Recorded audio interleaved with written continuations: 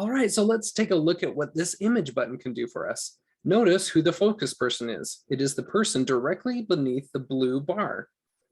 As we click on image, down below in the indexed section, it highlights who we just clicked on this focus person of John Collins. So we need to go and find their name in the census record. As we zoom in, we see that here is John Collins, his wife Sarah.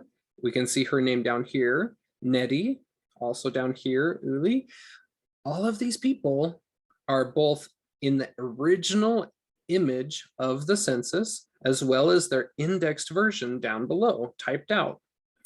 Sometimes the family may go from one page to the next. Here we see this family, James's family here, that will probably go to the next page of the census. In order to flip pages, come up here to the left-hand corner and click the arrow button on next. And you'll see that the page number advances from 25 to 26. And we may have to scroll around and zoom out and scroll back up to the top, but we see that it continues the family on the next page of the census.